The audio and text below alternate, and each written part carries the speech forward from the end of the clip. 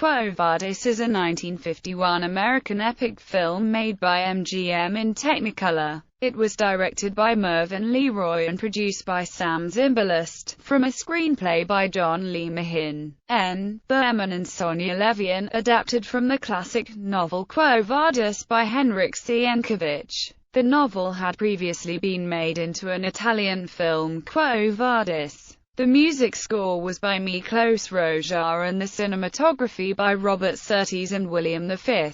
Scal. The title refers to an incident in the apocryphal Acts of Peter, see Quo Vadis. The film stars Robert Taylor, Deborah Kerr, Leo Genn, and Peter Ustinov, and features Patricia Laffin, Finley Curry, Felix Aylmer, and Abraham Sofair. Sophia Loren and Carlo Pedicoli were both cast in the movie as uncredited extras, and Sergio Leone worked on it as an assistant director of the Italian company. Plot: the action takes place in ancient Rome from AD 64 to 68, a period after Emperor Claudius' illustrious and powerful reign, during which the new corrupt and destructive Emperor Nero ascends to power and eventually threatens to destroy Rome's previous peaceful order. The main subject is the conflict between Christianity and the corruption of the Roman Empire, especially in the last period of the Julio-Claudian line. The characters and events depicted are a mixture of actual historical figures and situations and fictionalized ones. The film tells the story of a Roman military commander, Marcus Vinicius, who is also the legate of the 14 Gemina, returning from the wars, who falls in love with a devout Christian, Lygia, and slowly becomes intrigued by her religion. Their love story is told against the broader historical background of early Christianity and its persecution by Nero. Though she grew up Roman as the adopted daughter of a retired general, Aulus Plautius, Lygia is technically a hostage of Rome. Marcus persuades Nero to give her to him for services rendered. Lygia resents this, but still falls in love with Marcus. Meanwhile, Nero's atrocities become increasingly more outrageous and his acts more insane. When he burns Rome and blames the Christians, Marcus goes off to save Lygia and her family. Nero captures them and all the Christians, and condemns them to be killed in the arena. However, Marcus's uncle, Petronius, Nero's most trusted advisor, warns that the Christians will be made martyrs, and, tired of Nero's insanity and suspecting that he might become a victim of his antics too, commits suicide by slitting his wrist artery, sending Nero a farewell letter in which he finally communicates his derisive opinions he had never been able to tell the emperor in fear of his own life.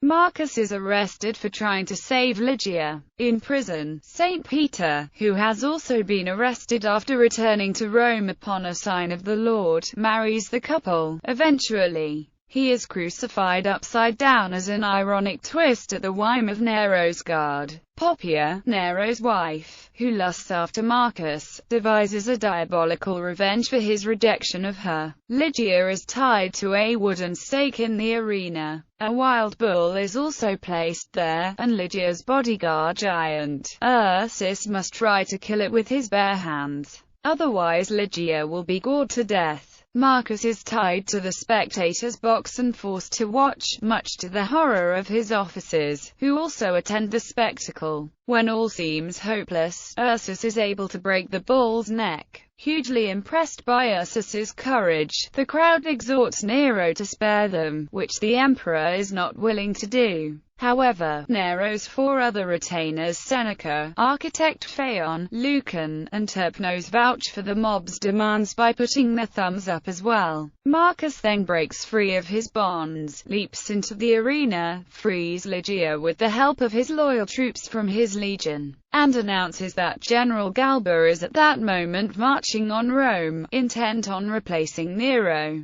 The crowd, now firmly believing that Nero, and not the Christians, is responsible for the burning of Rome, revolts. Nero flees to his palace, where he strangles Poppaea to death, blaming her for attempting to scapegoat the Christians. then Acte, a palace slave who was once in unrequited love with Nero, appears and offers to aid him in ending his own life before the mob storms the palace. The cowardly Nero cannot bring himself to do it, so Acte drives the dagger into his chest, weeping over his demise. Marcus, Lygia and Ursus are now free and leave Rome. By the roadside, Peter's crook, which he had left behind when he returned to Rome, has miraculously sprouted flowers. The radiant light intones, "I am the way, the truth, and the life." Cast: Robert Taylor as Marcus Vinicius, Deborah Kerr as Lygia, Leo Genn as Petronius, Peter Ustinov as Nero,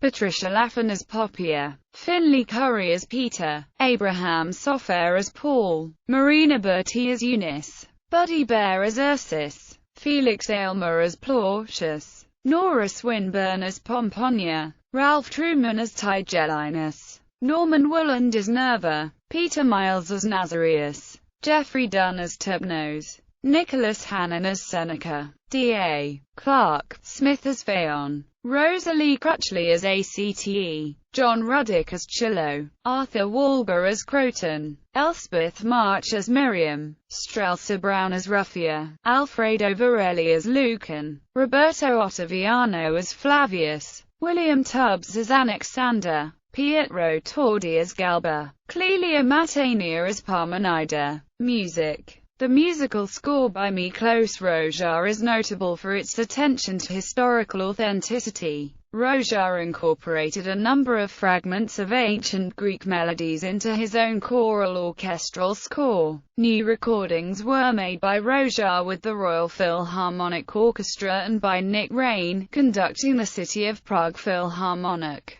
Composer Bernard Herrmann called it the score of a lifetime. At the end of the film, a triumphal march heralds the success of the armies of future Emperor Galba. This theme would be reused by Rozsa and Ben-Hur as the music accompanying the parade of the chariots around the track, prior to the famous chariot race. Reception. Box office performance. The film was a commercial success. According to MGM Records, during its initial theatrical release it earned $11,143,000 in the US and Canada and $9,894,000 elsewhere, making it the highest-grossing film of 1951, and resulting in a profit to MGM of $5,440,000. Awards. Quo Vadis was nominated for 8 Academy Awards. Twice for Best Actor in a Supporting Role, and also for Best Art Direction, Set Decoration, Color, Best Cinematography, Color, Best Costume Design, Color, Best Film Editing, Best Music, Scoring of a Dramatic or Comedy Picture, and Best Picture. However, the movie did not win a single Academy Award. Peter Ustinov won the Golden Globe Award Best Supporting Actor. The Golden Globe for Best Cinematography was won by Robert Surtees and William V. Schall. The film was also nominated for Best Motion Picture, Drama, Home Media. A 2-disc special edition of the movie was released on DVD in the US on November 11, 2008 after a long photochemical restoration process. A high-definition Blu-ray version was released March 17, 2009.